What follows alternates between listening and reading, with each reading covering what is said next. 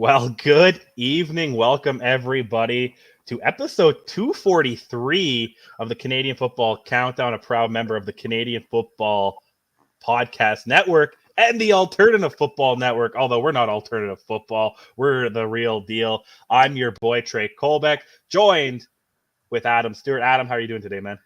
Man, it feels weird already without Ryan or Mike here.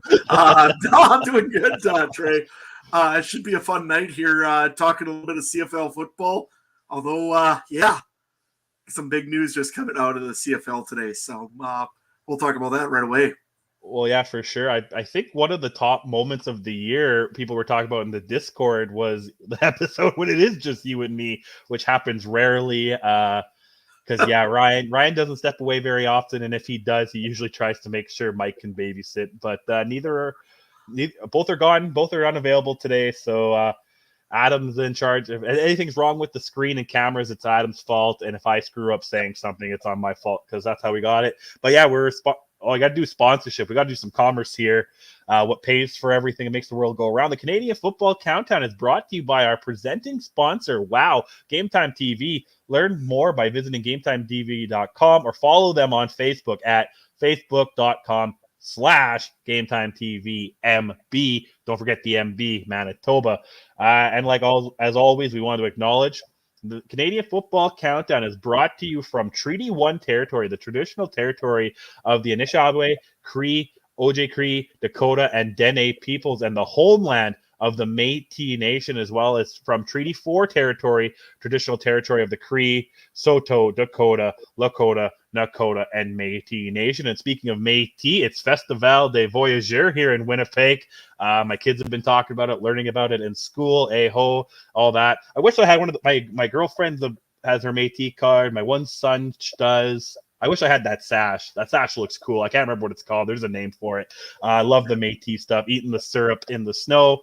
And hey, Mike from AFN in the group chat there. He probably doesn't know what the hell we're talking about. What the heck is Festival des Voyageurs? Just Canadian stuff, man. Don't worry about it. It's just like this week here. I mean, we had our holidays, of course, in Saskatchewan. It's known as Family Day. In Manitoba, it's known as Louis Riel Day. It's Family Day everywhere except for here, I'm pretty sure. I think it's Family Day across the board pretty much. But yeah, we celebrate Louis Riel. I didn't really learn about him too much in school, so I don't know what he did, but must have did something. Did he get us He got us independence, and then I'm pretty sure you guys hung him. But anyway, that's another day. And if you want to talk more about anything more, go to our Discord. If you're looking for additional content and stupid crap like this, go to the Canadian Football Countdown community on Discord. Hey, how did you describe it when we were just talking in the back about how the CFC family works? Do you want me? Yeah. Absolutely. We have to do it. So Mike is the dad who left for cigarettes one day. And he only comes back on Christmas, but CFL Christmas is free agency and Grey Cup. And Ryan is the single mother that has to deal with Dumb and Dumber here, Lloyd and why is the other Lloyd? You just said the names. I always forget the one.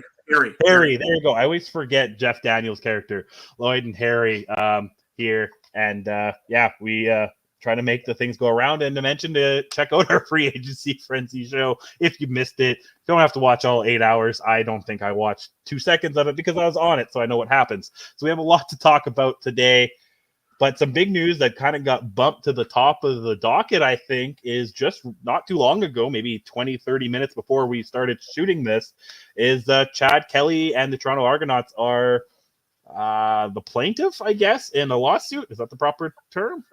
Defendant. I don't watch enough Judge Judy anymore, but they're on the wrong end of it, or the one that they're on they might have done something wrong end of it. I have some notes here somewhere. I thought maybe I don't. Well, I can give a quick summary. You give a summary here. Essentially, there was a conditioning coach or a strength coach, I believe it was. She was a girl, a woman that was working for the Toronto Argonauts. Doing some training with the staff, and I guess Chad Kelly wanted to go out with her. And she kind of essentially said, no, I'm not interested. And yeah, things got ugly, apparently. And this is, again, 100,000 foot view, really quickly summarized here. Apparently, it got to the point where it ended up where it had to go up to the general manager, which is, I believe, John Murphy for the Toronto Argonauts. Apparently, nothing was done about this. She was dismissed. She said this was pretty much a wrongful dismissal. So she isn't happy about this. It's going to end up into a lawsuit. And yeah, let's put it simply. This doesn't look good for the Toronto Argonauts, major Maple Sports and Entertainment, even TSN. I mean, TSN has also employed Chad Kelly to do some of their college football rankings and that sort of thing. And, of course, Chad Kelly. The CFL has a really, really severe thing about a harassment policy in their league. This could be very bad for a guy that is known for having a little bit of trouble down on the United States side of things. This could be bad, and you got to remember that this is even worse. That now this is the most outstanding player of the year that has the call against him. This is a guy that's getting paid $1 million in the CFL. So, long story short, this really looks bad on a lot of people right now. Again, innocent until proven guilty. Can't prove anything on this yet. It's hearsay. It's what it is. There'll be evidence. There's things going to be coming out eventually. I don't want to say that this has no meaning, though, because this does have a lot of meaning. But I also don't want to go and say that this is what he did, because we don't know what's all done. Courts, everything else, all this. But long story short, it's bad on the CFL and on the Argonauts in general. Trey? I know. You summarized it great, and you said everything innocent until proven guilty. And I believe this isn't even criminal court; it's civil. So that's that weird. I know our laws in Canada are a little bit different than America, but I know civil court in America.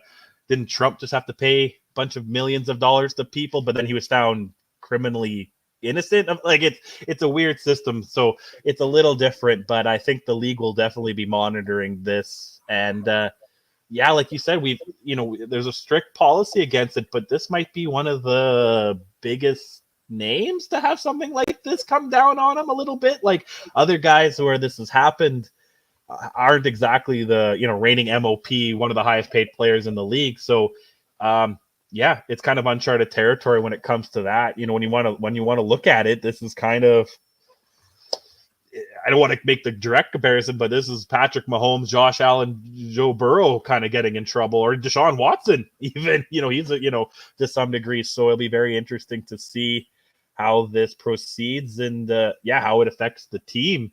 Let alone just Kelly, because of if anything was found true about who knew and who didn't know, and Bell owns the team. Toronto Maple Leafs Sports Entertainment owns the team. There's a lot of moving parts to this. Bell's been getting shit already, left, right, and center for laying off people and their Let's Talk Day, and all that stuff. So, corporate wise, it's probably the last thing they needed. It's just it's going to be wild, man. Not the news I expected today coming out of Toronto. Yeah, and like I say, it's one of those that's got a lot of moving parts still. Again, we don't have all the details for you. Of course, nobody really does, I don't think. And it could become a potential real black eye on this league. We'll see what all comes out, and we'll keep you informed as this goes along. Really not much else to say on it right at the moment. Just because... Let's move on to some more brighter topics. Not that this isn't important, and we'll definitely keep an eye on it. But again, if we want to talk about what's going on in Canada, right around the 2018 and 2013 World Junior stuff going on, not a great look right now, especially with Bell and TSN, who's kind of maybe involved with that hockey stuff too, in a way, if they're sponsors and stuff, right? So not great. But we'll get on to some good news. Sticking out east, full disclosure, if you follow us on Twitter, Ryan controls our Twitter account. So when any claims of a number one receiver in the league, that's Ryan's talk. That's all Ryan. Way That's all right. to get the bus and run him over. Where's the bus? Let's throw him and hit him there. So when he said number one receiver, I mean, you can make the debate. You can make the argument for sure, but the number one receiver in the league, or debatable number one receiver in the league, Tim White, sticks with Hamilton. Let me see here. He's earning. He was asking for 300,000, although according to sources, he's going to be closer to 220, 235 on the books with some potential incentives. So I guess that 300,000 was a little out there, but he's still going to be one of the highest paid receivers, I think, in the league. Only 29 years old, had a career year last year, 75 passes, 1,269 yards, and 8 touchdowns. He's been with the Ticats the last few years. He's over 3,000 career yards. Are you really surprised he went anywhere else? Not for the price he got. I mean, to me, if you're going to give a hometown discount, give it to the team that's been with you the whole time. To me, actually, I thought it was a very good deal for the Ticats. I thought that Tim White was going to probably be more around that 250 to 260 range when it was all said and done. And really, from what all reports were, the only real other team after him hot was Ottawa. I guess it makes sense. You're used to the quarterback. You're used to the package in Hamilton. You know what you're going to get with the Ticats. To me, it's a good deal for Tim White. I think Tim probably, honestly, I thought he was going to get more. Again, 250, 260. It's a good deal, though. You get 2 more years. You're still got a chance to get a little bit more. Probably get one more deal after 31, once he hits the 31 range, kind of around there. But with the incentives and everything else, you can get some good money out of the Ticats. And it'll be interesting to see what happens now with some of the other receivers in the league. But I thought it was a good deal for Hamilton, to be honest with you. No, I thought it was going to be either Hamilton or Ottawa, but makes a good point. I don't know if it's much better having both throw to you, but I mean, there's some, you know what you're getting with Bo Levi. You're still not sure what you're getting with Drew Brown or whoever Ottawa ends up going with, right? So looking for on the field, I'm not too surprised money wise. Maybe Ottawa, some of those other teams. I think Ottawa, like if you want to look at it, what other teams were going to sign him, right? Like Winnipeg, Toronto, Saskatchewan, BC, all of them have pretty much, Calgary have used up a lot of their salary cap already. And I couldn't see him going anywhere else. So yeah, not too surprising that Tim White stayed. I'm not too surprised that it's not 300,000. That I think would be a little bit more. Yeah, maybe. But Anyway, we'll move on. We'll stick to Hamilton. With Hamilton, Simone Lawrence calls it quits, hangs up the cleats. And he actually just had his day yesterday, I believe, February 21st. The mayor, the city of Hamilton was declared Simone Lawrence Day, which is pretty awesome. I wish I had a day. I guess every day's Trey Day in my world. 35-year-old finished his career, 742 tackles, 32 tackles for a loss, 35 sacks, 15 interceptions, 13 forced fumbles, 11 fumble recoveries. 169 CFL games, 154 of them with the Tiger Cats. So, 3-time CFL All-Star, 5-time East Division All-Star, 3-time East Division Most Outstanding Defensive Player. And, personality, love him or hate him, he was always in the news, which I guess if you were the believer, there's no such thing as bad publicity. But maybe don't ask Chad Kelly about that. But, if you don't believe in bad publicity, it's a guy who did a lot for the league and did a lot for the Tiger Cats. Adam, what are your thoughts on him calling it quits? Well, first things first, I'm sure that everybody in Saskatchewan had an excellent Simone Lawrence Day yesterday. Yeah. I'm sure they all mentioned it, and they all wearing their Ticat jerseys, and especially 21 of their Ticat jerseys out in Saskatchewan. Anyways, no, you know what? The guy had an excellent career. He played only with the Ticats that I know of. I don't think he was with any other team. He did so much for the community of Hamilton.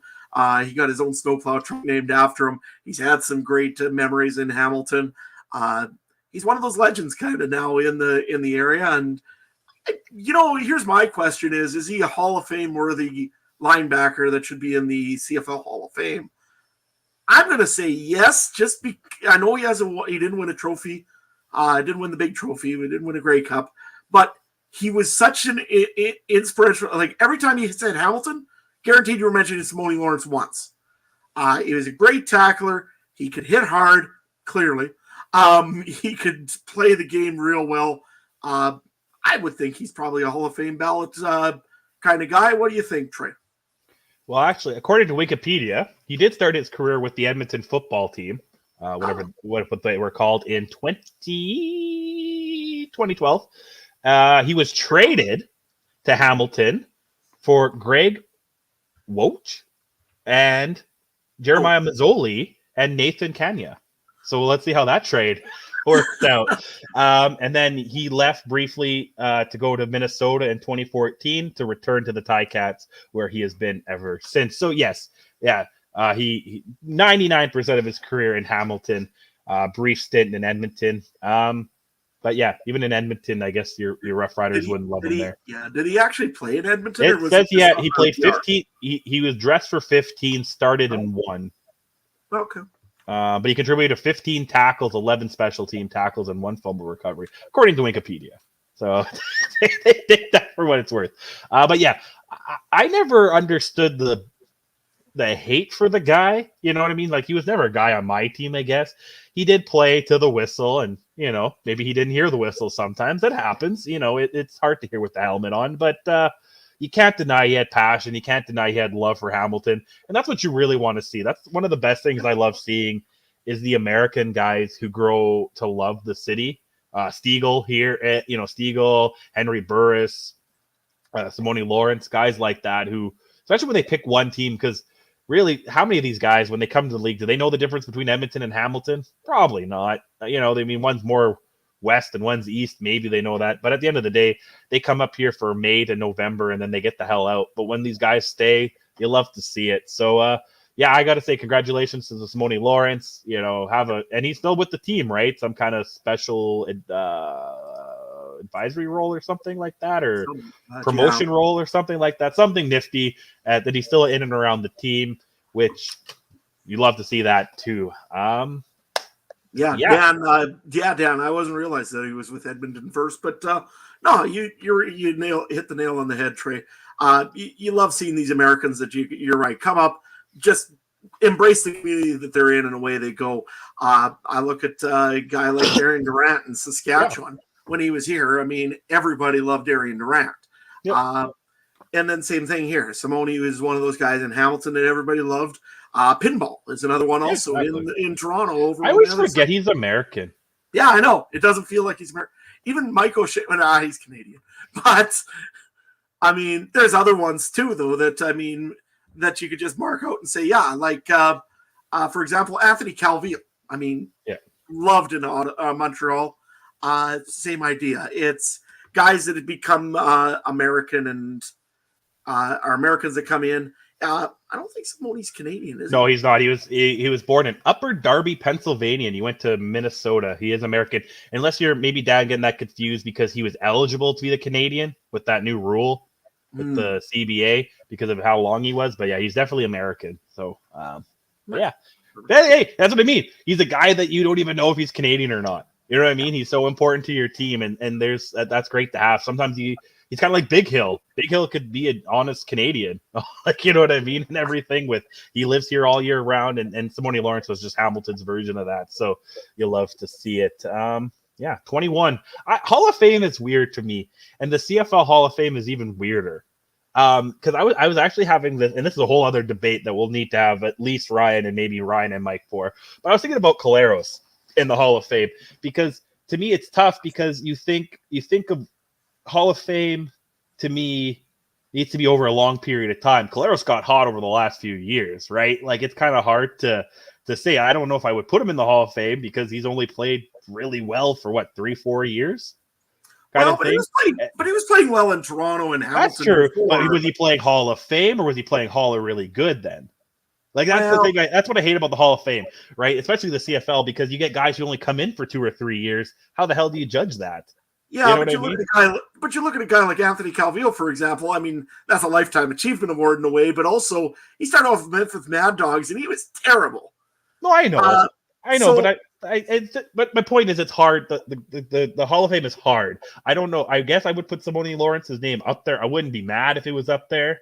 I would think he would deserve it. If he's not up there, I'm also not shocked because again, it's hard. I think the CFL Hall of Fame might be one of the hardest because it's just, and football in general is hard. How do you compare a defensive tackle to an old lineman to a punter to a quarterback, right? Where baseball, at least you got, well, unless you bet on the games like Pete Rose and choose stuff like Barry Bonds, you can get in it probably, right? So it's. But also, you look at it. I mean, his record book. Yes, he had a lot of league award, like a few league awards, but no Grey Cup. I mean, yeah, that's true. You have to win one to be in it. Hurt. I don't know if you have to win one to get in. Spiegel in it yet? I don't know. He's in the I think he's in the Manitoba Hall of Fame. Sure. No, I don't know. Honestly, I don't know if Stiegel is in the Canadian. That's what I mean. I hate it because the CFL Hall of Fame is not. It's not. It probably matters a lot to the people, but to hear like who's in the Ring of Honor matters way more, right? Who's in the local one matters, I think, a heck of a lot more to a lot of fans. Hi, JC. Yes, our new friend from Horns Forward podcast, San Antonio. I was listening into our friends at AFN talk about how much Texas loves football and everything. But anyway, yeah. Did CFL have a team in San Antonio, wasn't it? Yeah, it was. It was. Yeah, we'll talk about that later. That's last time. We'll get into that. Stay tuned because speaking of Stiegel, he's been going off on Twitter about a few things over the last couple of days, which I love to see Turtleman do. But anything else you want to say on Simone Lawrence? Because we can talk about the Hall of Fame all episode. Oh yeah, without a doubt. And I mean, like I say, I know like I said, I do bleed green a bit, but in the long scheme of things, I mean, he's a great guy for the league. He's been a great ambassador. Good luck in the retirement from all of us that cared to do so in Saskatchewan. And I look forward to him. He's doing, you're right, some sort of brand ambassador or something for the something like that. Yeah, something or other. But really cool. He's continuing on and doing the next step in the CFL. Well, speaking of bleeding green, I guess we'll go to your team next. Something that I remember you crying about all last year was that dang O-line. And it seems like you actually have a decent one coming together, Adam, this year, man. The Riders continue to add American offensive lineman Jonathan Hubbard, 6'4", 310 pound blocker. Had brief stints with 2 out of the 3 NFL teams from Florida, Miami Dolphins and the Tampa Bay Buccaneers. When unselected in the 2020 NFL Draft. Really did not start any regular season NFL games, but honestly, guys around camp, that's still somewhat good experience. He's only 26 too, which is young. He went to Northwestern State University, whatever that is, in Louisiana. Apparently, it was located very close to Shiverport, another city that had a CFL team, I believe, didn't it? So, yeah. Yeah, there we go. Which we'll talk about later. So you're getting some. Are you feeling a little bit more confident about your O-line this year, Adam, as of February 22nd? Very, actually. First of all, you're right. Hubbard looks like an amazing guy. He's played left tackle his whole career. They're bringing guys that have played the position, which is really amazing for the Rough Riders. The other one that's really a big signing, and it maybe was a little bit underrated for a few people, but Ryan Scevrier is coming to Saskatchewan as well. He's a national offensive lineman. He just finished winning the CFL All-Star O-Lineman position spot for the West, and also it was an All-Star. That's a huge signing for the Saskatchewan Roughriders. They have got some really good depth now in Canadian. That's why they can afford to bring in the Jonathan Hubbard. He fits right in with the scheme of how they're going to do things. Boy, that offensive line of the Riders has really improved. Full credit to Jeremy O'Day. I remember when I was saying, let's fire this guy while we're throwing, let's throw the baby with the bathwater. When they were throwing out Craig Dickinson, I should say. When they were throwing him out, I said throw Jeremy O'Day with them, and also throw Craig Reynolds and throw everybody else that is even wearing a green shirt at that moment. But you know what? Jeremy O'Day has proven me wrong. So far, he's did an excellent job of recruiting some really good quality players this whole offseason. He's addressed his issues that he's needed to address. He got some pieces on D-line out of That was Malik, I believe, that he got out of there. Malik Henry, Benedict. Anyways, he's got some D linemen. He's got 2 or 3 pieces in offensive line, Hardrick and Scevrier and Hubbard now. He still has some good young depth there as well. If you look at Zach Fry and you look at guys like Logan Bandy, who are just going to get better. They got to improve. They're good players. They're put in early because it had to be when we had nothing there. But no, I'm really impressed right now with what Jeremy O'Day's assembled here. I know lots of that also is with Corey Mace. I know a lot of guys want to play for him. So I'm excited as a Rider fan right now to see what's going to come of this. Not only that, they also have one of the best running backs in the league, and you can't tell me an offensive line doesn't get excited to play for a running back just like that. But yeah, what are you seeing from outside of the green glasses, Trey? Well, what I like to see when I look to next to the offensive line, thanks to the little fancy tracker that Ryan built us for free agency days, I love all the Canadian Leafs, the Maple Leafs next to a lot of that O-line, right? Something the Bombers kind of had is they had, 2 or 3 guys, Canadian offensive linemen, and then throw Hardrick and Bryant in there. Well, you're halfway there, right? You throw Hardrick in there with a couple of your guys, Zur, Fry's Canadian, a couple other guys. Get all these guys in there that are Canadian. And then, yeah, you got an American running back, but guess what? You could probably put 2 Canadian receivers out there and Schaefer Baker and Picton and Linus if they're all healthy, right? So, that's 4 or 5 Canadians right there, and you got to have 7. So then there's 2 Americans, and that's kind of what you want to do in the CFL is have your talent, all those DBs from America, and your guys are doing perfect with that. I think Saskatchewan, which we'll talk about our power rankings, maybe are way, way, way too early power rankings, but I like Saskatchewan's chances. I'm actually a little nervous that Winnipeg plays them 3 times this year. That's 3 big games, and that could be the tiebreak for home field or the bye right there. A 2-1 record between any of them. I'm not sold on the Alberta teams, and BC is going to be scary, but I think, yeah, I like Saskatchewan. They're definitely getting back into the mix, and yeah, AJ Ouellette, though, like Hardrick and him are going to have the best celebrations. They're going to carry each other in the Thor hammer around the end zone and drinking Pilsners out of it, and it'll be great. So I'm really, if I take away my Bomber hat and throw it away, I'm liking it, but I'm liking I'm going to say this every week until Saskatchewan's eliminated. I like my preseason bet of Saskatchewan right now, and that was before Ouellette, before Hardrick, that might have been just after the coaching announcement. I made that bet, so I'm definitely liking Saskatchewan. Are you, again, it's February, but you're not, did you buy your season tickets? I can't remember. Did you? I know you were talking about it. I haven't quite yet, but I'm definitely considering it now. At least maybe a flex pack. It's so tough to make games all the time. You're 2.5 hours away, and it's tough to make it in all the time. I'd love to, but I'm probably going to end up going and getting the flex pack so I can go to just a couple games this year. But you know what? I'm sure excited to be going and watching a quality product again. The last few years, it's been a struggle. And you're right. I believe it was Dan that said earlier in this one that we had a rough go losing Harris early. But you got to remember, the Riders lost a lot of players pretty early last year. You did lose some big offensive line help. Colin Kelly was hurt right away.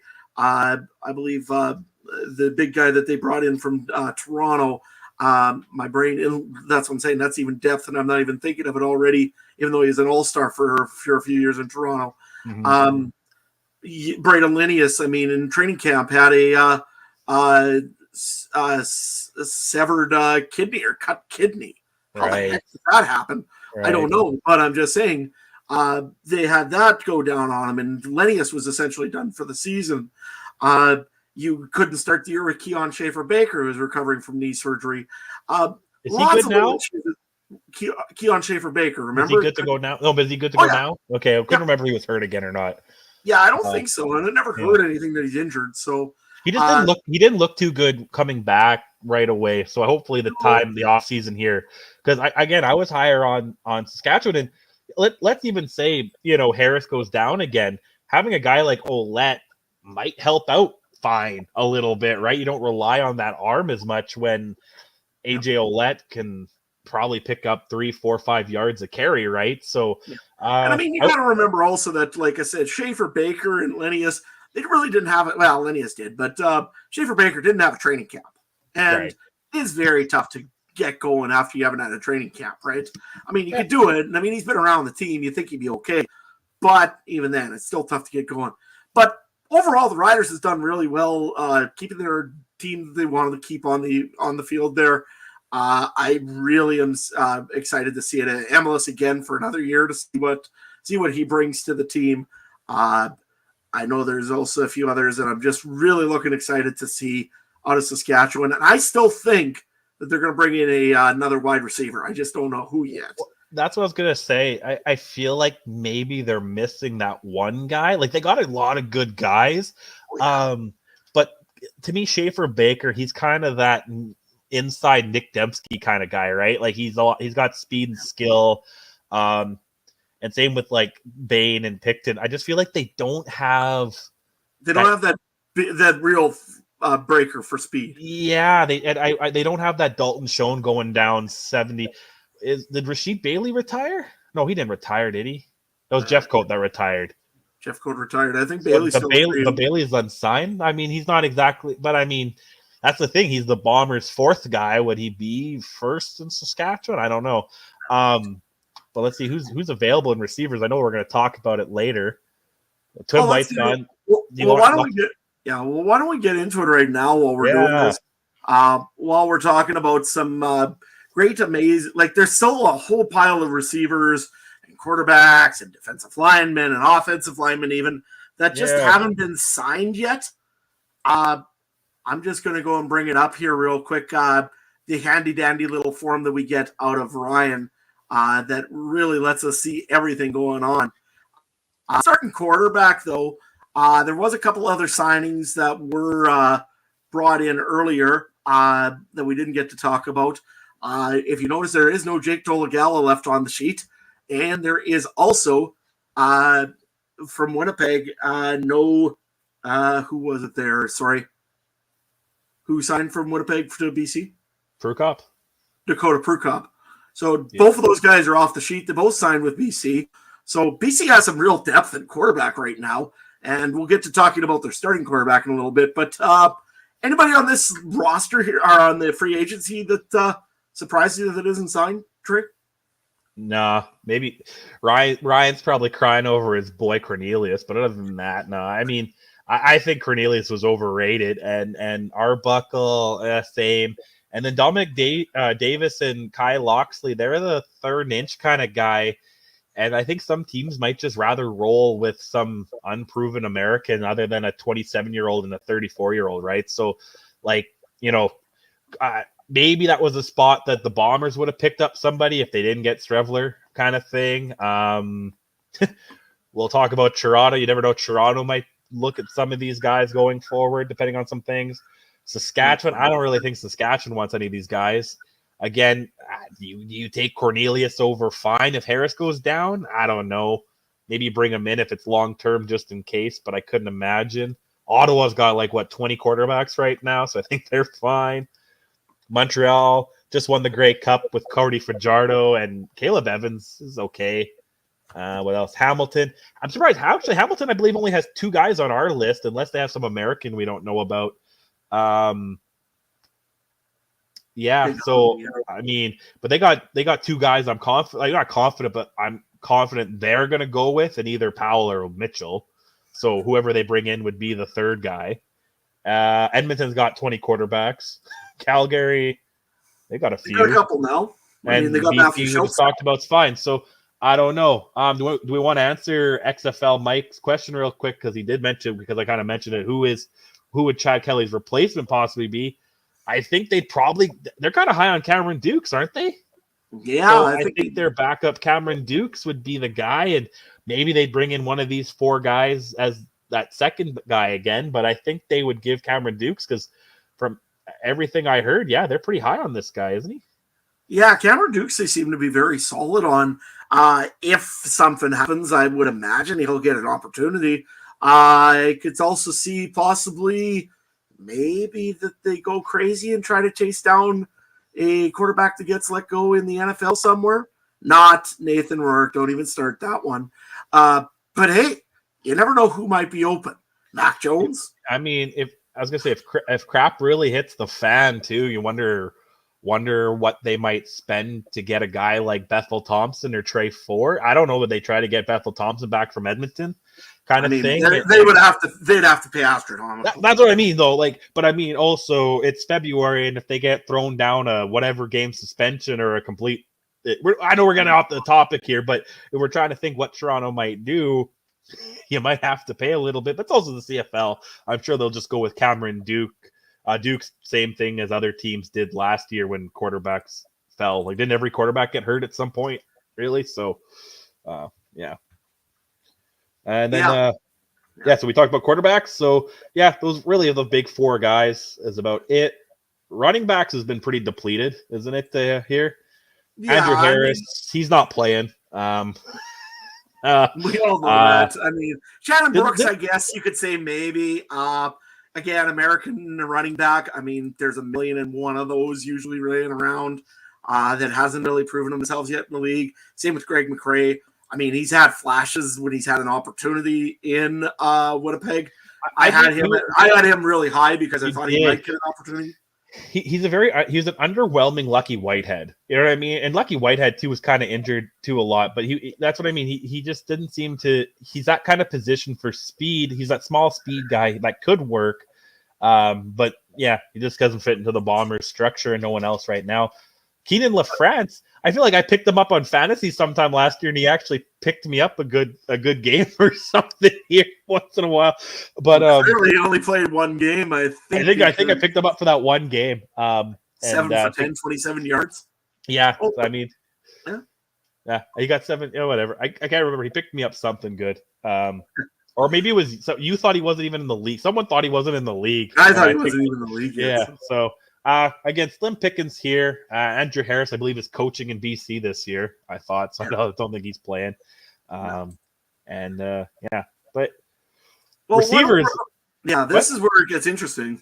I mean, Tim White we know is signed already. In Hamilton. We didn't know. But I mean, you look. There's still some pretty good depth in wide receiver here. Lucky Whitehead. I mean, yes, he's 31 years old. Don't get me wrong. He's getting up there in age sometimes for wide receivers. But he's still a very serviceable running, a very fast receiver. If you can keep him healthy, I think he'd be a good pickup for somebody. He actually made me think a guy like McCrae, because he's kind of that weird running back receiver. Like, I know he is a running back, but do you think he's a domino in this receiving logjam more than the other ones? Because obviously, I think Lucky Whitehead or Cam Phillips, I think, are the two. No, I know those are the two, but was McCrae one of those guys who are kind of stuck because of that, because he is more of a receiver? Yeah, it's hard to say. I'm actually surprised he's not signed.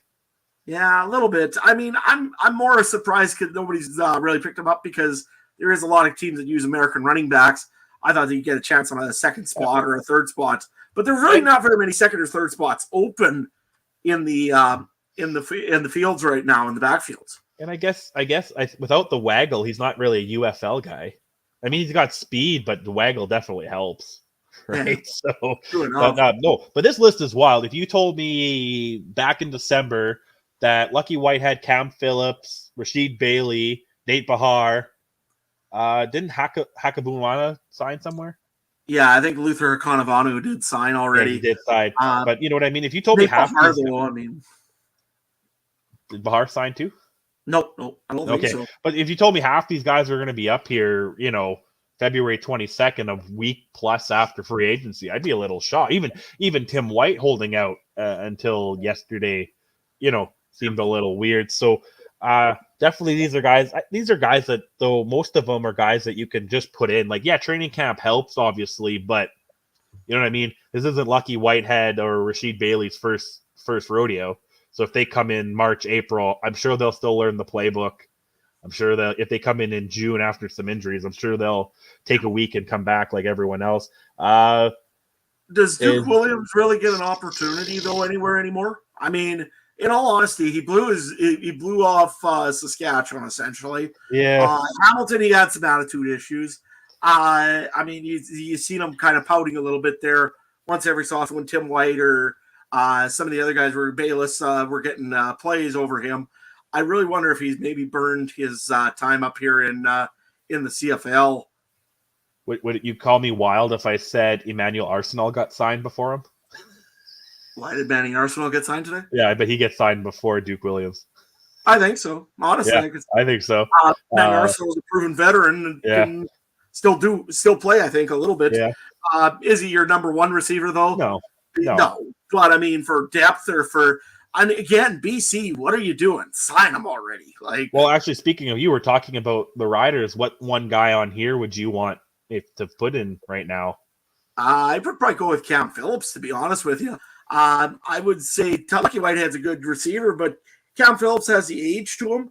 I think he just needs a bigger opportunity to prove himself. I think he's a great receiver. So that's who my pick would be probably if I had to pick anybody for Saskatchewan. I really want, I mean, it's not going to happen, but if the Bombers could get some magic with Rasheed Bailey again, but that's not going to happen 2 years in a row. I think the Bombers are done. They got league minimum rookies at this point, and maybe they'll have to pay. They'll pay me, give me a Gatorade and a pack of darts to go out there and hold the football or something. But yeah, I could just see a helmet there with a smoke sticking out of it, smoking up and down. Yeah, there's straight. Longest yard man. I'm pretty sure in the remake, someone was smoking on the field. So, one of their defensive backs were sitting there and smoking away. And he gets a fumble because he went and burnt the guy with the cigarette. Yeah, but yeah, these receivers. There's some guys that I'm surprised they're not slated in yet, and I wonder if it's kind of similar to baseball where these guys are good. They deserve somewhat of pay. They bring something, but they're not that top level guy.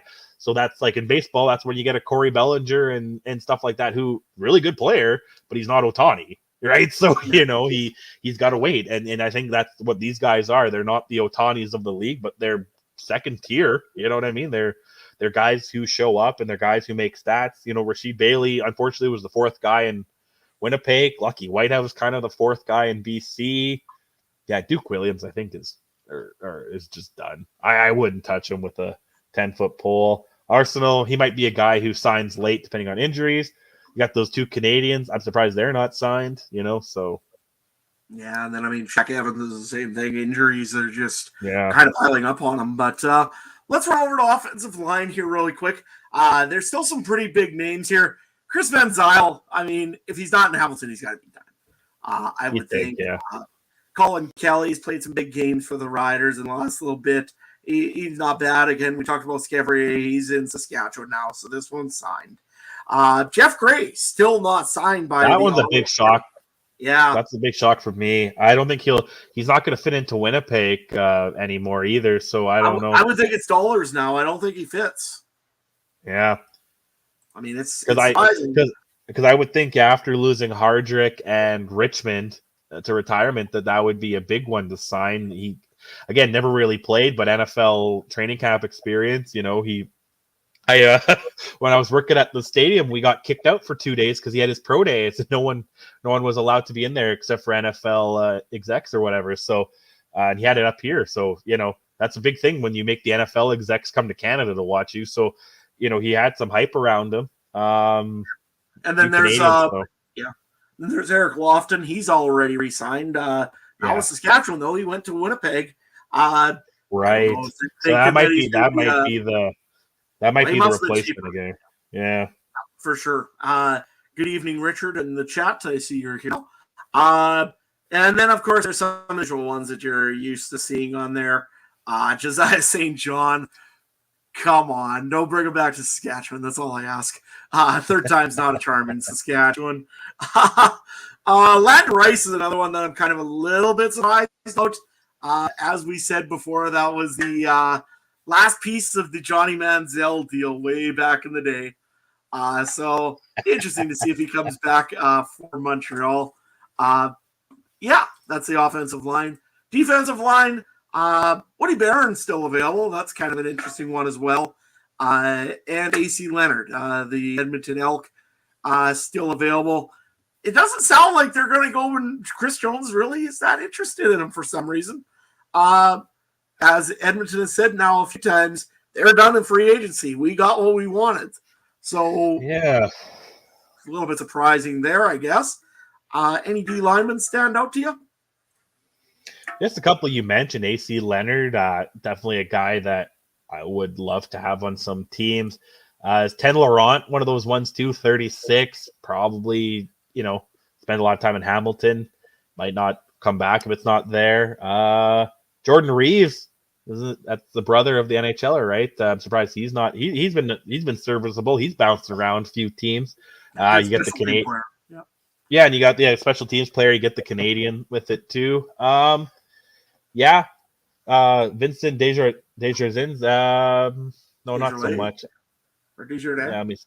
Yeah. But yeah, AC Leonard's one of those guys. Like, God, could you imagine him mix him in with Montreal or something? You know what I mean? With that, I know again salary, but put him in on Montreal or Toronto. I would like to see that, but yeah, probably. Yeah, Richard in the chat wants more money for all the touchdowns. I think he was Edmonton's touchdown scoring leader for a while there, unfortunately. So, yeah, he probably deserves a little bit of a bonus. Comes back as receiver, and he did start his career as a receiver, actually. And then Chris Jones switched him over to D lineman. But, yeah, I mean, that's kind of crazy. Linebackers, biggest one, I think, probably for stats-wise, is Larry Dean. I mean, 35-year-old, he had 104 defensive tackles last year. That's huge numbers. Played all 18 games. I could see maybe Hamilton still maybe taking a shot at him. Go back to Hamilton, I suppose. Who else really is there on this list that you'd be kind of interested to see? Enoch Muamba. I don't know why he's on our list. I think he's retired. That's what I was thinking. Yeah, and then maybe Kevin Francis. He was a rider, Ottawa Red Black, pretty good player as well back in the day. He seems to bounce around a lot, though, so I'm not sure what's all there. Anybody else you see on linebackers, Trey? Not really from this list. Again, guys that probably, a lot of them are Canadian, so a lot of guys that might get signed later, injury, or I'm not sure. I think you got to go through some training camp to see what you're going to actually have to bring in. Over on the defensive back side of things, Sherrod Baltimore, I think, is maybe a little bit of a surprise for me, just because he really did have a pretty good season for Ottawa last year. I think he'd work well in a few different rosters. Anybody else that you really see that's interesting on this side, Trey, or same thing? Winston Rose, I know he had a kind of a down year in Winnipeg, but I think he could fit in somewhere. And didn't he go to the States for a little bit too? Was it Cincy? Something like that, or no, someone else. But yeah, but something like that. So he's one. No, just again, whoever you said. It's kind of a weird Nick Taylor. I guess he's getting a little old, but it's the name. So again, probably guys will come in later, and you never know. I wonder if our friends from the XFL, UFL in the chat here, that starts soon, and I don't know how that works. And I don't know, maybe guys will get picked up late there too, and they're weighing their options. It's kind of weird because it went from 8 teams in each league to 16 teams essentially to 8. So there's a lot less. That's 8 less jobs for some of these guys. Because I was thinking last year we lost a couple guys early, like Bethel Thompson and Sankey, right? But they've come back. Have we really lost anyone else to that yet? Not really. Not anyone. There was one name that I picked out this year. Yeah. What was his name? The one receiver from Edmonton. But really, yeah. I mean, that was a 5th receiver, 6th receiver in their package. That's what I mean. So we're not, there's 8 less jobs, if not more, depending on position. 10 less, technically, yeah. 10 less, yeah. So that's what I mean. And then, right, because there was, So there's no one too crazy. But if we wanted a kicker, did Castillo ever sign? We wanted a kicker? Nope. Can't remember. I don't think he did. That one kind of worries me a little bit, but and only because I love that little maraca music they play after he nails a field goal. That's all I'm gonna miss, man. If they got somebody else, my father-in-law didn't believe me that they did that, so I was like, no, they pretty much do the Ariba after that. So He's a little surprising. I wonder if it's kind of dollars and cents too. I mean, you can argue that he he's the kicker on the West champion the last 4 straight years. I mean, he wasn't on them the whole time, I guess, but he definitely was on it the last year or two. So I guess you can make that argument. 90% field goal percentage, not terrible, So I think that's a little surprising, unless he's maybe mulling over non-football related stuff too. You got to throw that in there. And what does a kicker make in the CFL? And I can't imagine. The only one that really made a lot recently is probably Medlock, and and stuff. So, but he was kind of Lawler. I think makes a pretty good amount. Yeah, Lawler, like Penny Paredes. Yeah, and maybe that's the thing too. So, I would think there's going to be some free agents available right away. I mean, Edmonton signed Boris Beatty here, so they're not going to keep Faithful and Beatty. You look at another one. I think Edmonton has Small and your favorite kicker from back in the day. I would think that. Sorry, my brain just went and had a brain fart, so I'm not sure of the name. But the one, the recent bomber. Yeah. Oh, why is his name escaping me too? He's already out of my mind. Okay, I gotta look it up now. Yeah, it's right. It's probably right here, isn't it? Yeah, it'll be on this sheet here, anyways. Leggio. There we go. There it is. But I mean, you think about it, they got Burnham also in there. I would imagine one of those will get let go as well. So Winnipeg has some opportunity to sign some kicker eventually. Is it the same quality as Sergio Castillo, though? That remains to be seen. I know that Toronto also brought in Liam Hairolahu just because I wanted to try to say that name right. So, like I wonder too if Winnipeg's going to move on just because they got that Shan as their punter, and that would be an international. Yep. And then maybe they go with the 26-year-old kicker because the Bombers just lost Theatric Hansen. So that might be their international player there, right? So that's still a thing, isn't it? So yeah. But do you want to tackle Richard's question here? Yeah. Yeah, let's tackle Richard's question here real quick. I'm just going to hit that stop screen there.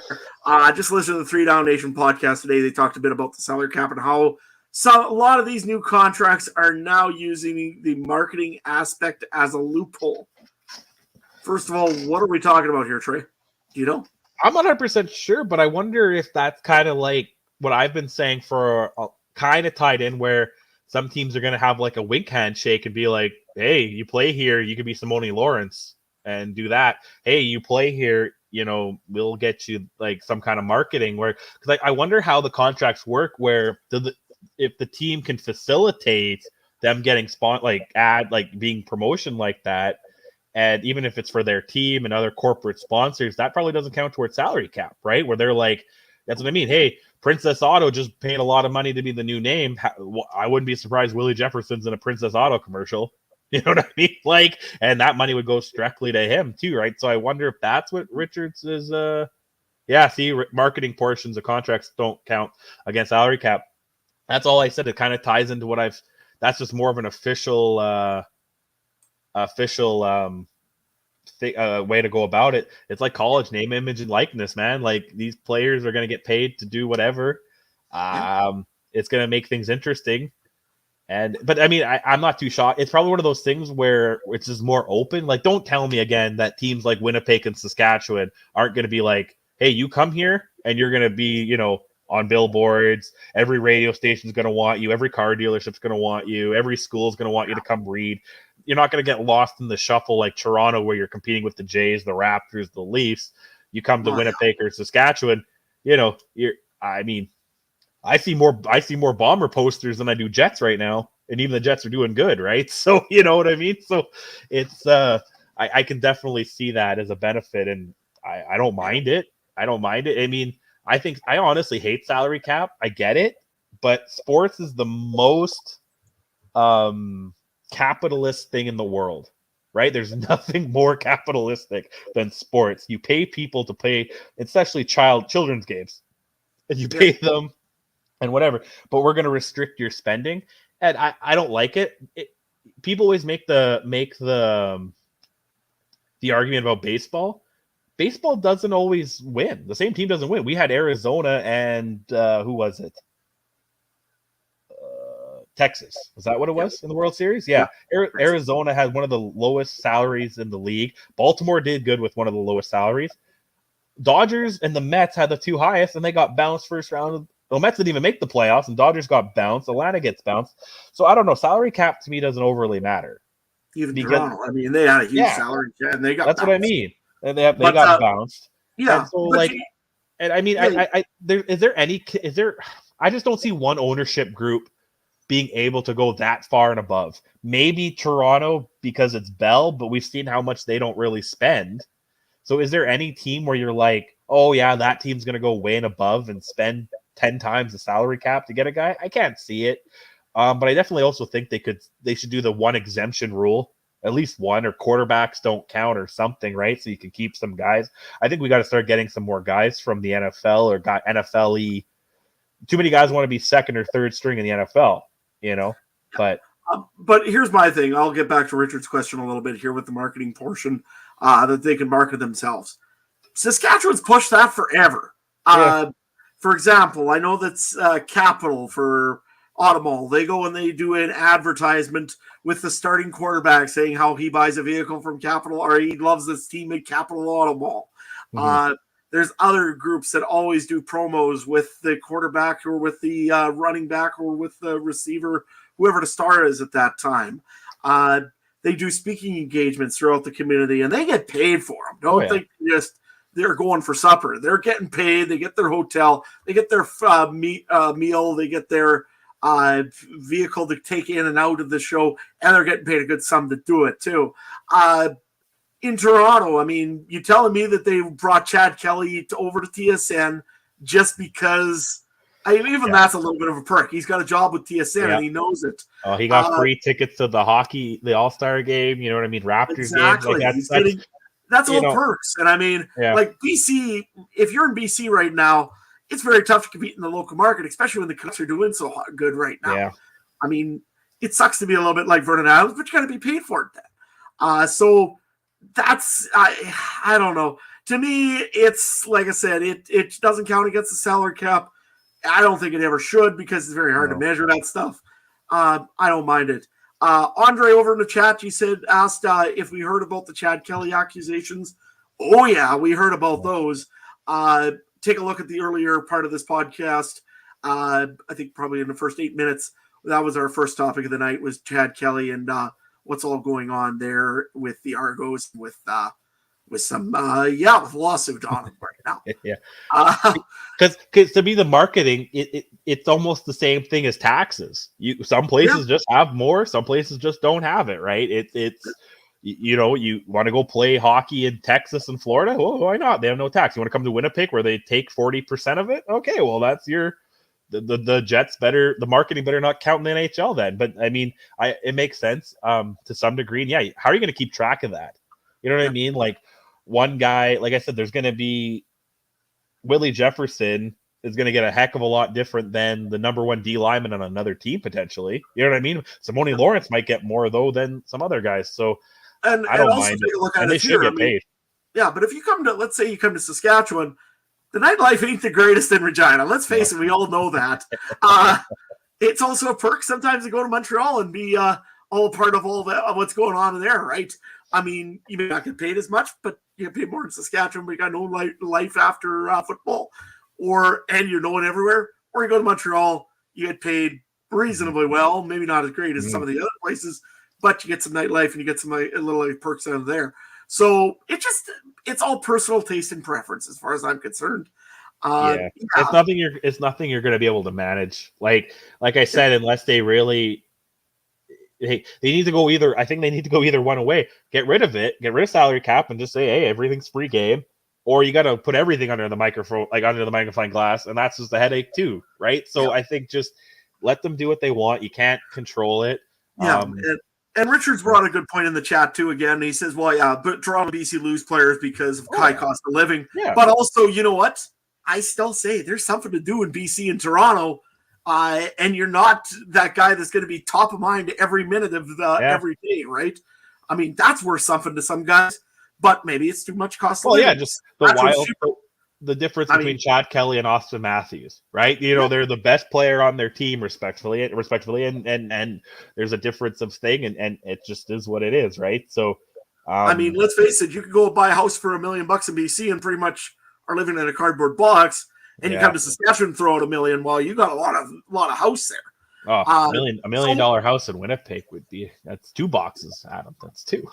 Ooh. They use a luxury cardboard for one for me and the wife, and the other for the kids. So it's like a luxury living there. Let's anything else? What's the next topic here? Vernon Adams extension looks like next one. VA. He's good with the BC Lions till 2026 per sources.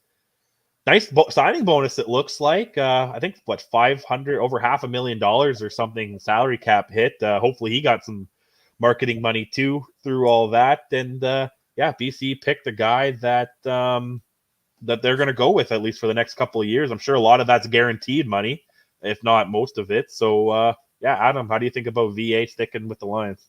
Hey, I'm happy for him. He went from a guy that was kind of just brought there as in case Nathan Rourke goes down, we better bring in somebody to franchise, essentially, and went BC. Done real well for himself, and last year you could even see it in his play. I mean, he was confident. He could make all those throws that he was making, and there was no more bad Vernon out there last year. We always used to have He had that one game. He had like 5 or 6 picks one game, and then and then after that it was like nothing. Yeah. So I mean, one, but that was also against Winnipeg. But yeah, you know what? Overall, though, Vernon Adams has really changed his game. He is a franchise quarterback now. He's played well. I think I can see him going up, just going up and up from here. He had to do a little bit of a round tour to get there. I mean, he was with Montreal and then Saskatchewan and then back to Montreal and then to BC.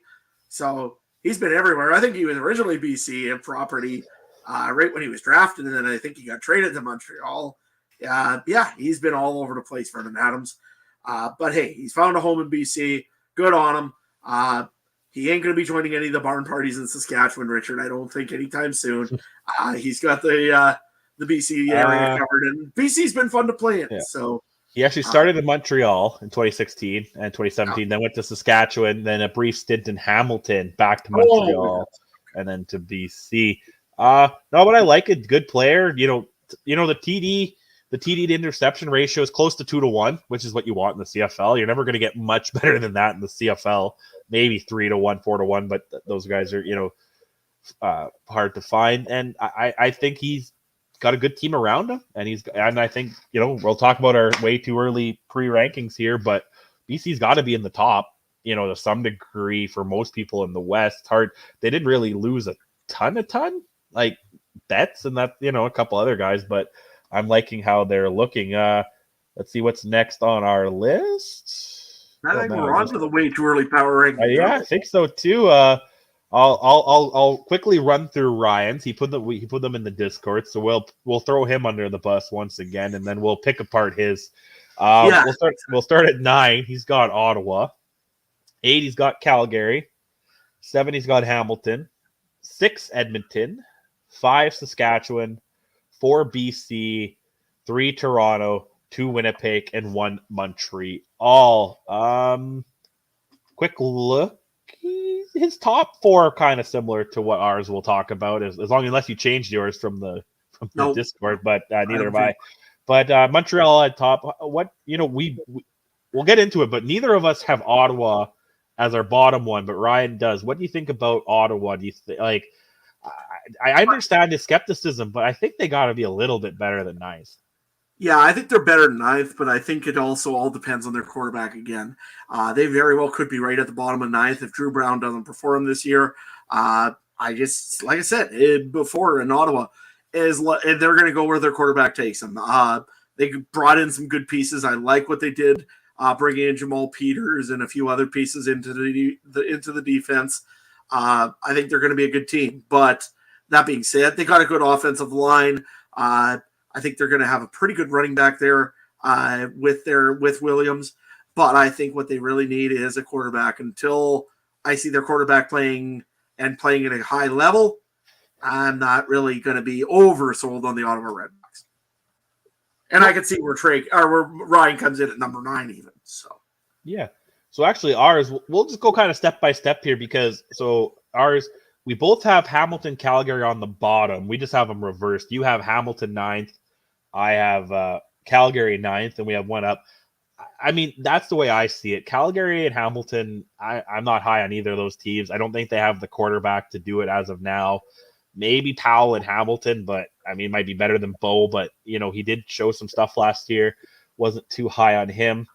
Anything you want to talk about those two, or is that pretty self-explanatory why we have them there?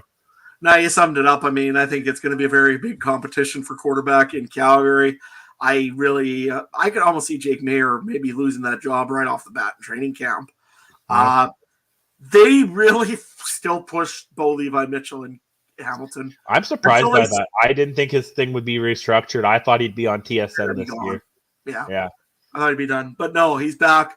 Hamilton hasn't done anything really to improve their team a lot. I mean, they lose Simone Lawrence to retirement.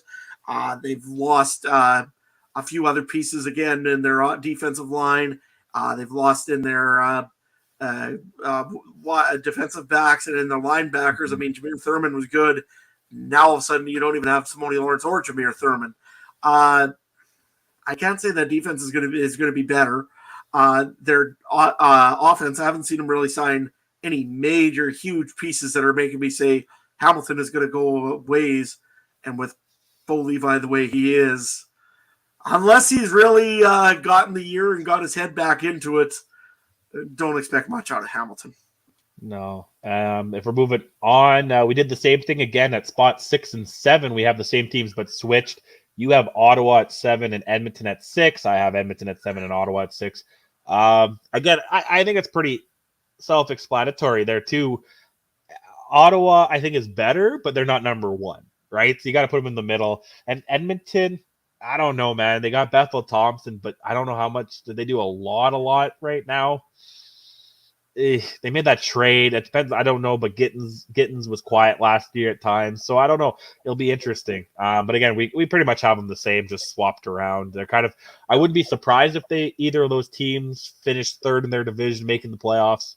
Well, I guess they would have to, but you know what I mean. At the same time, I wouldn't be surprised if they got shit kicked 50-0 in the semifinals either, right? So yeah, I could see Edmonton. With the only reason I put Edmonton above Ottawa was because there's a connection there from Bethel Thompson and Gittins Jr. That's really the only difference. I think their defense is a little worse. I don't care when you lose a guy like Serezna, that hurts. Yeah. And the other one part of it is Ottawa. I'm still not sold on their quarterback until I see Drew Brown play. Again, I just said this ago. Yeah. So. And we finally agree. We both have Saskatchewan at 5. Is that where Ryan had him at 5 as well? Again, I think big improvements, great improvements. I'm just a little, I don't want to say uncertain, but I want to make sure Trevor Harris stays upright, and you want to make sure Hardrick isn't, maybe too old for, and you want to make sure Ouellette doesn't hurt himself doing bailing and Hayes and stuff. He's going to be shoveling the stalls, right, for you all off season.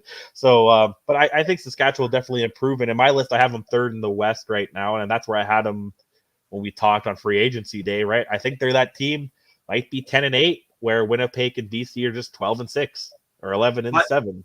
So yeah, my way of looking at it is Saskatchewan's going to have some growing pains in the first half of the season. They've got a lot of things that changed. I mean, the offensive line's all different. You got a different running back in the back. The only thing is the same as the quarterback, essentially.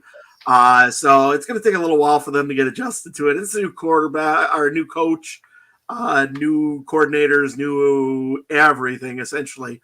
So it's going to take probably at least 4 or 5 games until Saskatchewan really starts clicking. But once they start clicking, I think they're going to be a good team. So second half team is what I'm going to call them right now. And 9-9, 10-8, 8-10, somewhere there. They're 500 at Labor Day, and then they sweep the Bombers. And they get hot. You know what I mean? It puts everything on its side, right? So I guess by Labor Day, what they'd be 5-5 or 6-6 by that time. Win 2 games, you're 8-6. You just got to kind of go 500 the rest of the way, and you're 3rd. So I like Saskatchewan this year. The only thing is, I say that it would sure be nice to actually win a game after Labor Day. That Would be nice. would be nice. Would be nice. Been a while. Fourth place, you have Toronto. You have, they did have a lot of exits. I have Winnipeg because I'll be honest, they kept some of the band together, but I wonder if that dug into the salary cap a little bit too much and losing guys like Hardrick and stuff like that. And I'm always going to be harder on Winnipeg than most Bomber fans. So, but Toronto, you just have them fourth basically because they lost a lot, and but they're still going to probably be second in the East. So I can't see anybody beat them for second right now. Toronto's offense is still reasonably decent, although I'll put as asterisks now beside that. Yeah. Their defense, it's got a lot of new parts, but I think they'll be all right. I guess now it depends on a certain thing that we talked about first thing in this show. Yeah. That's a big much. Pretty much about that. I could see that with Toronto. I have them a little higher up because I felt like their depth was pretty. They had good depth, which they lost some things, but we'll definitely see. Next, for third, we both agreed with BC just signing their quarterback. They've got a couple of their pieces back. A little bit of change in running back. Who did they pick up? William Stanback. Yeah, Stanback.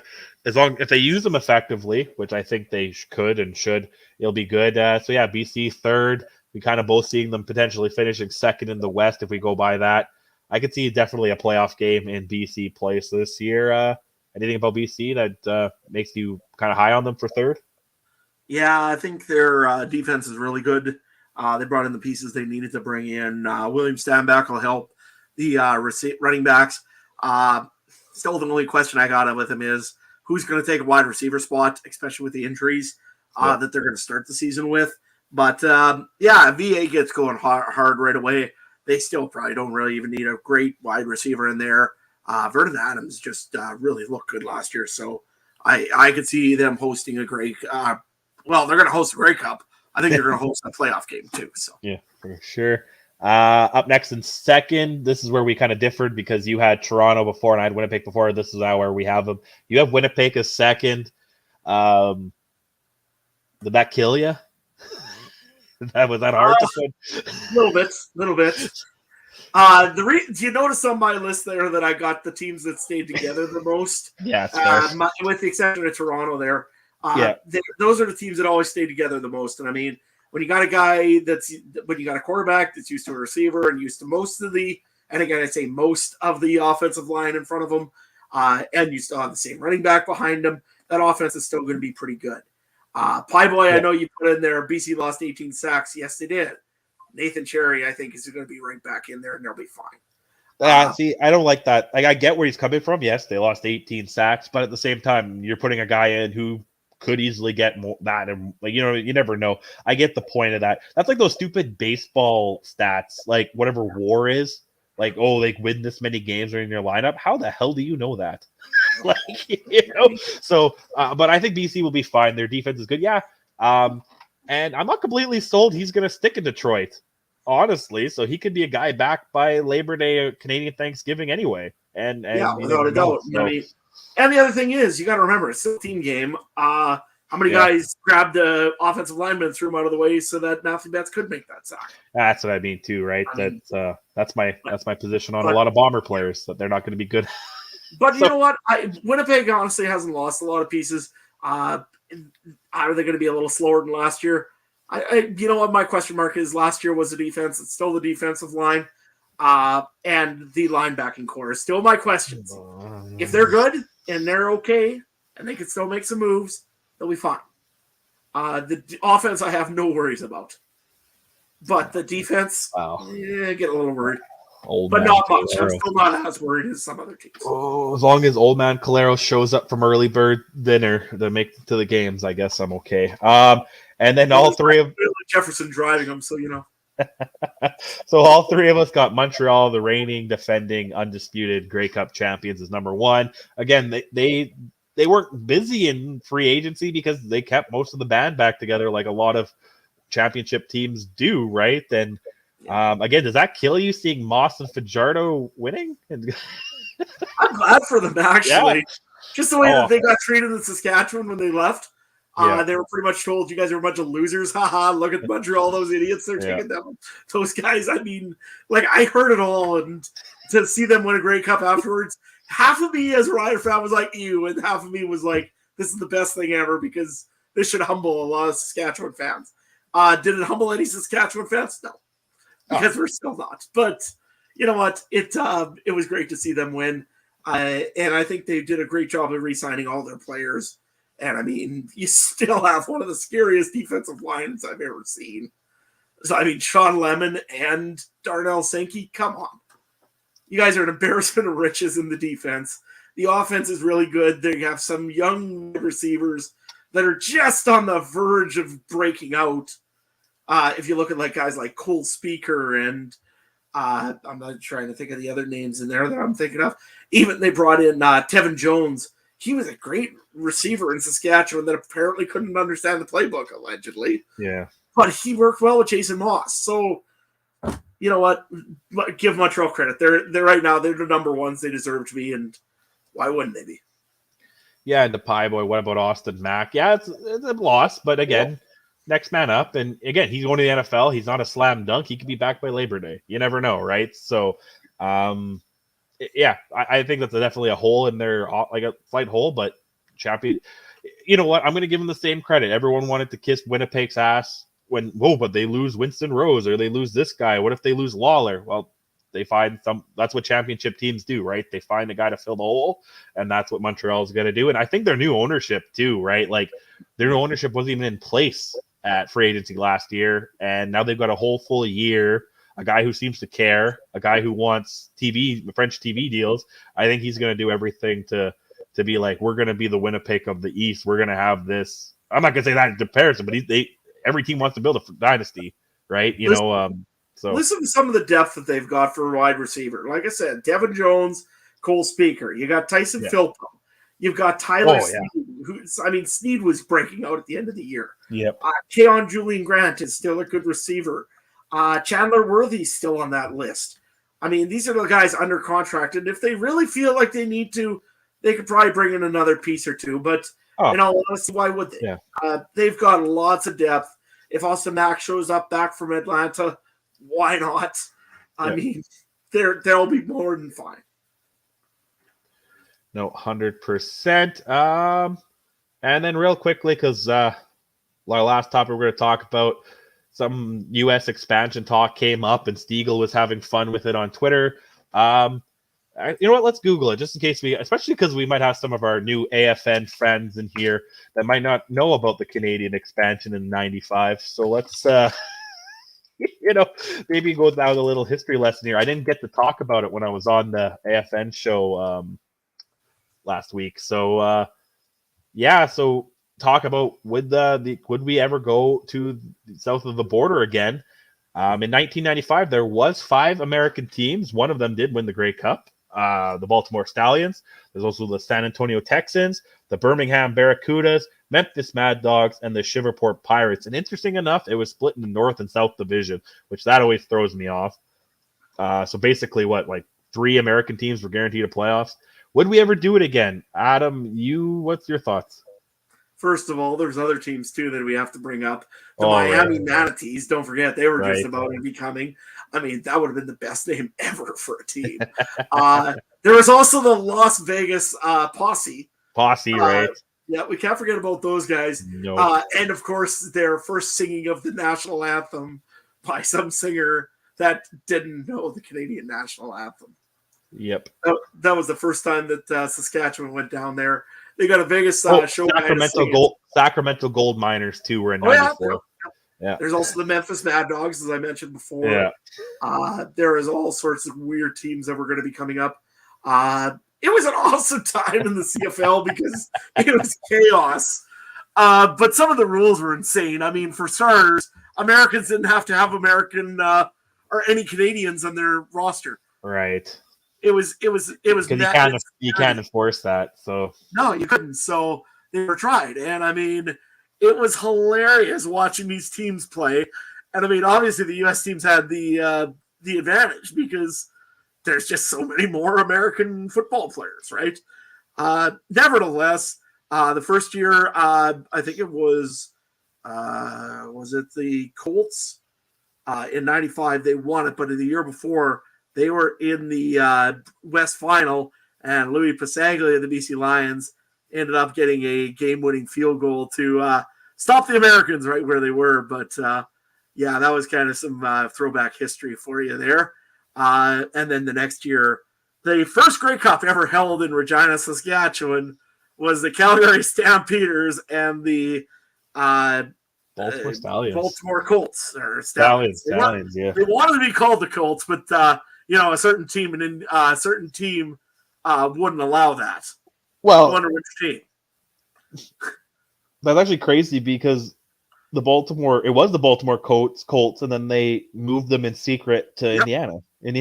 Right? They moved them in the middle of the night. Yeah, they moved them in the middle of the night to Indianapolis, and we're like, yeah, we're in Indianapolis. That's one of the craziest stories. It just sounds like you want to say CFL's Bush League. We didn't move teams in the middle of the night. Okay, so we just took a whole pile out of the U.S. and said, "See ya." That's true. And of course, the Baltimore Stallions eventually became in '96 became the Montreal Alouettes. Yep. And that story became and the Baltimore Stallions paved the way for the Ravens to kind of come back too, right? So. Yep, exactly. So NFL, you're welcome. Yeah. Anyways, as per current U.S. expansion plans, please tell me there's none. Honestly, this would be the silliest thing I've ever heard of for a long time, and I don't know why Milt even brought it up because I think someone else. I think he saw, was it either CFL Reddit or something, put a poll about it on Twitter or on X, and I think he quoted it being like, do people actually want this? And no, I agree. I think 10 teams. If I don't think you can go any farther in Canada, because fine, maybe do East Coast and maybe Quebec. I don't think you can do more than 12. No more than 12 in Canada. 10 is fine. 12 if it works. But I think US. I think it only would have worked. And that potential, I'm going to go back to I don't want to say a merge, but I was okay if there was some kind of sharing of ideas with the UFL or XFL. But outside of that, football, it's not going to work. I don't think, because you have to have the ratio. You can't enforce it in America. It's just too hard. Yeah, it was just going to be insanity. I mean, it didn't work whatsoever for the Canadian Football League back in the day. We had a question in the chat, or not really a question. Richard put down that the quarterback for the Baltimore Stallions was Tracy Ham, and yes, he was the quarterback for the Baltimore Stallions. Then behind him was a running back that nobody's ever heard of before, was Mike Pringle. So some really kind of cool names that were a little bit of a part. Defensive lineman Alfred Payton was the one defensive lineman for the Colts. Just some really cool names that became some other pieces in football somewhere else or with the Canadian Football League afterwards. And I think 96 was one of the last years. I believe Tracy Ham might have came into Montreal. And then I think after that it was in the expansion the dispersal draft. Montreal picked up a player named Anthony Calvillo from the Memphis Bad Dogs. Also, I should add that wasn't he on the Posse? Was it the Posse? I thought he was on Vegas. Oh, sorry, Memphis Bad Dogs was Matt Dunnigan. Yeah, I'm pretty sure Calvillo was on the Posse. But yeah, that's right. You're right. He was on the Vegas Posse. I don't know how I know that because this the US expansion was before I was born. So I mean, I was like 3 or 4 years old. Probably. I was 2 months old when the Stallions won the Grey Cup. So yeah, I don't really know much of it. It's one of those fairy tale dreams, right? Like TVs in black and white. What are you talking about? You know what I mean? It's just something that's hard to imagine or explaining to my kids that there's actual television that has commercials and you can't fast forward and rewind, and it's not this Netflix. They don't believe me. But anyway, so we both kind of agreed no to US, get the 10th team. If there's anything in Canada, I would never go. I don't think you could do more than 12 unless some massive US European deal comes in or some massive TV deal comes in, but I don't think you could do it. But I would like 10. Honestly, yeah, you're right. It has to be a 10th team in the CFL first. It has to be evaluated and settled down and made sure that it's well established. And then maybe you can start to think about some places that the NFL would never even touch in their wildest dreams. Like North Dakota, for example. Nobody's throwing a team in North Dakota in the NFL anytime soon. No. Utah, you could probably get away with it, maybe. Maybe Salt Lake City or something like that. You maybe can get away with it. You might get away with it in South Dakota or maybe even Iowa or somewhere there. That's about it. All those places you're still competing with NCAA. Yeah, you know what I mean? With NCAA. So yeah, that's what I mean. So yeah. So okay, so places that don't have a Div 1 NCAA team. Tell me, that's a fact. Is there a place that doesn't have a, and even if it's not Div 1, Div 2 colleges still get crazy if they're the only place that has it, right? Fair enough, I mean, that's what I mean. So you might compete with Div 2. You ain't competing with anything in a Div 1. No. So I'd stay away from the US. It's a real ugly thing. Pie Boy St. Louis isn't going to work. I mean, UFL is going to go in there. The NFL still looks at it. I mean, if the NFL even thinks about it, it's not worth it. Unfortunately. And I'm the most diehard of CFL guys. I would love to see the CFL go in there and take over the whole NFL and make it all CFL rules myself. But I'll be honest with you, it ain't going to happen. No, I have this, I don't know, weird-ish feeling NFL is going to add 4 to 8 teams in the next 10 years. And 4 are going to be in Europe, and 4 are going to be in places in America like St. Louis, maybe San Diego, maybe Mexico City. I wouldn't say Canada, but that might be. I don't know. They would look at TO. They would look at TO, and that's what I mean. They're gonna add 4 to 8 cities, couple places in America that need one, and then the top 5 or 6 international. International playing. And yeah, Richard makes a good point. Colleges all play on Saturday. I don't think you're going to play on Sunday in the States unless it's the summer. Oh, that's the thing, though. When does college start? August, September? So you're only competing with them from September to November, December. But, I mean, every game in the States is going to have to be a Friday nighter then. And then that's high school. So we've had that talk before on the Discord. Are you allowed to play on Friday nights? Are you going to want to play Friday nights going up against a local high school team? You never know. So yeah, very interesting situation. And but St. Louis definitely, I think. No. Yeah, I think definitely. I think it's staying north of the border. And anything else we got there? But we need Quebec or Halifax. Yeah, we need a maritime team first before we need anything. Yeah, and. And in all honesty, I could see another BC team before we see another. I keep hearing about that. I guess I forget about the population of BC. I kind of forget about that. That I guess it's the Vancouver metro area, right? That's what I mean. I guess Victoria. Well, I guess Vancouver is second, if not third largest metro area in Canada, behind Toronto and Montreal. Those 3 are the biggest. So I mean, I guess so. And my worry about a few from the U.S., right? I mean, like some guys out of Washington State, you probably bring in a few probably from there into CFL if they like it. See, and Richard brings up Saskatoon. I think that would never work. You're never gonna pry Rider fans away from it.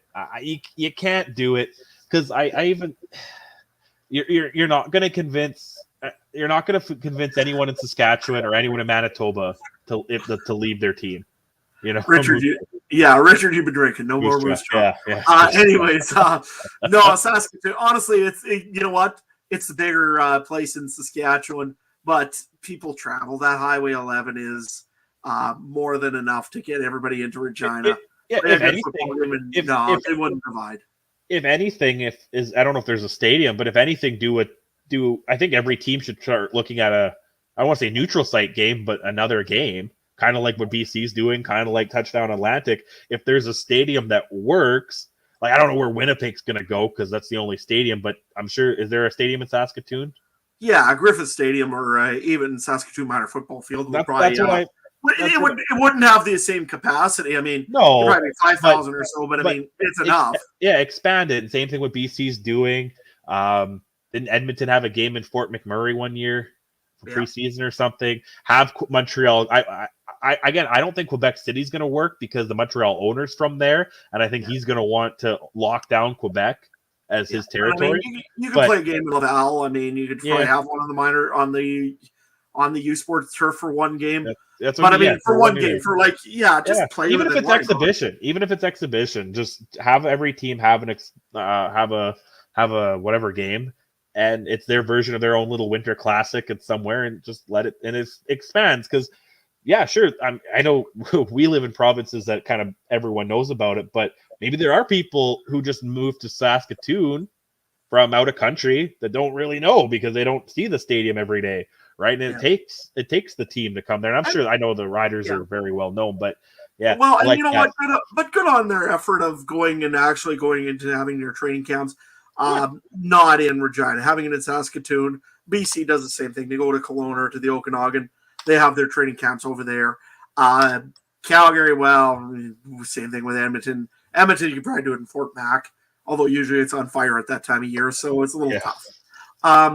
Even Winnipeg, though, if they really wanted to, I'm sure there's a place in Brandon they could have a training camp. Yeah, they could do training camp. I think the BU field, I mean, for a day or two wouldn't be the end of the world. Yeah. But they actually got a nice baseball field in Brandon. It's just next to the Maple Leaf plant, so it kind of smells gross. But it's a nice baseball field. So I don't know if they could convert that even for just training camp for a weekend or whatever. But yeah, there's definitely options. Before we wrap up, anything else?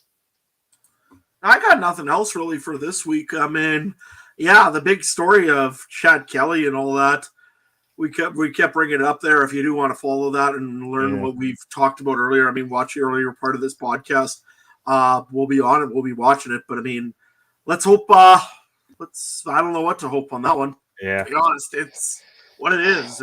We'll just see what happens, I guess. Yeah, that's news you're gonna have to sit back, and that's one of those things. If it's I mean, it's not as egregious, but if it's a similar extent to the Hockey Canada thing, it might not be something that's resolved for a few years. We all know how the court systems can go, but hopefully, whatever happens, we'll figure it out.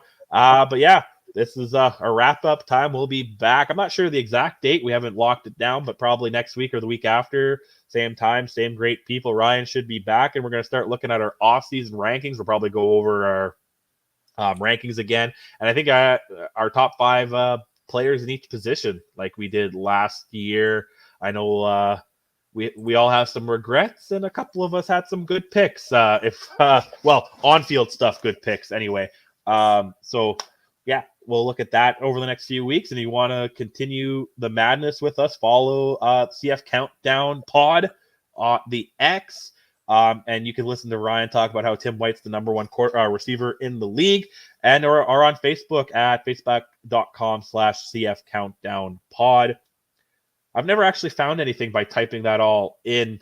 I would just go to the search bar and type in CF Countdown. I'm sure you'll find us there too. Make sure to give a like, share, comment, all the wonderful things you can do on social media. And you know what I find funny? I don't notice about our stuff, but I notice about my horse racing stuff. People don't realize a negative comment is still a comment. When you post something about how stupid our story is, you still are sharing it. You are still putting it back on the top of the feed. So thank you for supporting the stupid post that you don't like by sending a comment. So if you like it, make sure to do it as well.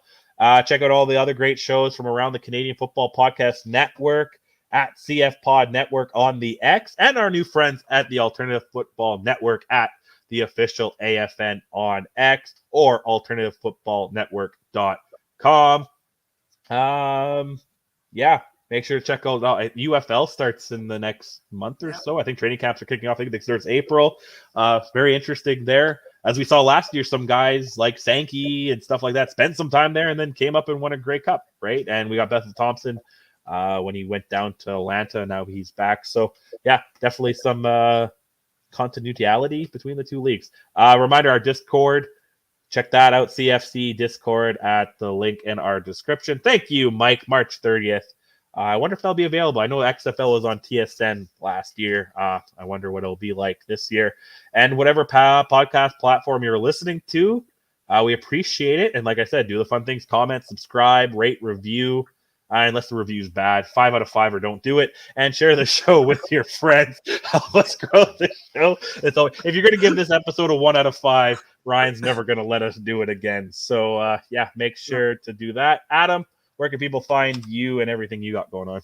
Well, I don't know. You'll find me in a hockey rink, mainly in Theodore this weekend, because that's pretty much my life right at the moment. Or in a calving barn, one of the two. Senior hockey's going on. Oh, that's time of year, eh? Yeah. Yeah, calving time right now already, and had a set of twins the other night. Ooh. But hockey, big things are going on in there right now. Game 3 tomorrow night in Theodore for all those that are listening.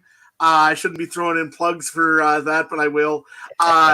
Theodore, Swan River, boy, it's been a fun series so far. Both teams won on the road. It's in Theodore tomorrow night, so hopefully Theodore can actually pull that one off. And, then it becomes a provincial game on Saturday. If you get a chance and you haven't seen it, type in Foam Lake Flyers and just look at all those fine bench-clearing brawls that happened on Tuesday night versus the Wynyard Monarchs. We get to play those guys on Saturday. We haven't played them for 12 years, and back in the day, it used to be the big bad Buffaloes, and we used to beat up on them. But, we'll find out what happens here on Saturday. It could be chaos. You might want to watch it, just saying. Anyways, now that I'm done doing shameless plugs, Trey, what do you got going on?